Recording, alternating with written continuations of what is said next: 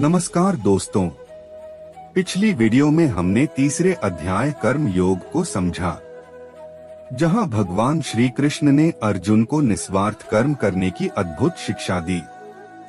आज हम प्रवेश कर रहे हैं चौथे अध्याय ज्ञान कर्म संन्यास योग में। यह अध्याय हमें यह बताता है कि ज्ञान और कर्म का सही संतुलन ही मुक्ति का मार्ग है। अर्जुन अभी भी जिज्ञासा से भर उठते हैं। श्री कृष्ण कहते हैं, हे अर्जुन, यह दिव्य योग मैंने पहले सूर्यदेव विवस्वान को दिया था। विवस्वान ने मनु को और मनु ने इक्ष्वाकु को यह ज्ञान दिया।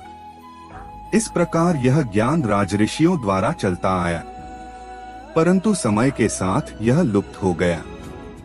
आज मैं वही सनातन योग तुम्हें सुना रहा हूँ, क्योंकि तुम मेरे भक्त और मित्र हो।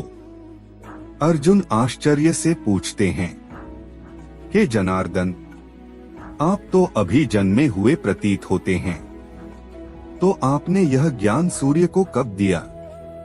श्री कृष्ण मुस्कुराते हुए कहते हैं, हे पार्थ, मेरे और तुम्हारे जन्म अनेक हो चुके हैं।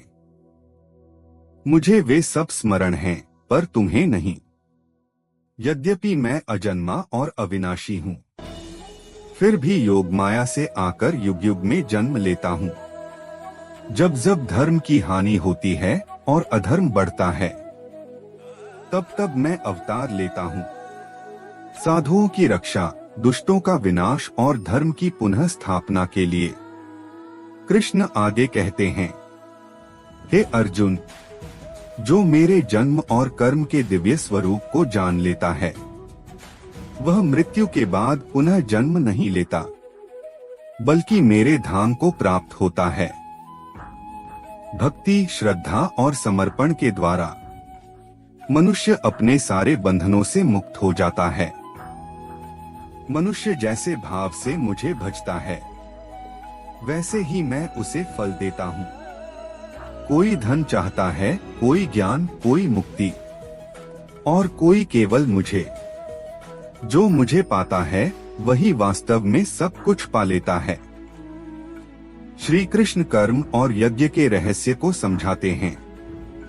इस संसार में अनेक प्रकार के यज्ञ होते हैं। ज्ञान यज्ञ, तप यज्ञ, जप यज्ञ, सेवा यज्ञ, पर इनमें सर्वोत्तम है ज्ञान यज्ञ, क्योंकि भौतिक कर्म नाशवान हैं, लेकिन ज्ञान मनुष्य को अमरता की ओर ले जाता है।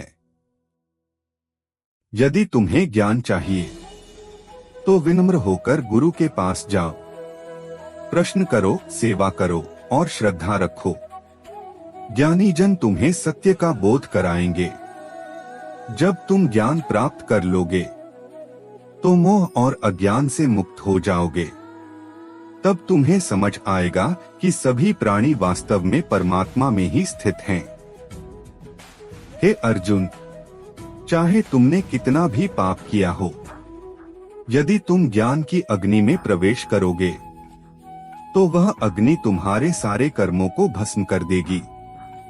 जिस प्रकार जलता हुआ अग्निकुंड लकड़ी को भस्म कर देता है, उसी प्रकार ज्ञान की अग्नि सभी बंधनों को नष्ट कर देती है।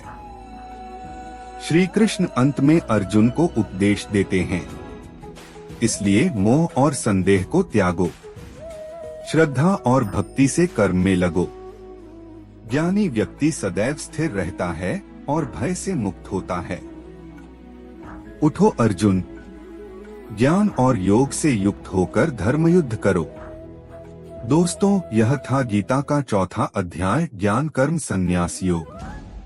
यह अध्याय हमें बताता है कि कर्म, ज्ञान और भक्ति, ये तीनों जब मिलते हैं, तभी जीवन पूर्ण होता है। अगली वीडियो में हम गीता के 5वें अध्याय कर्म संन्यास योग को समझेंगे। जय श्री कृष्ण। धन्यवाद।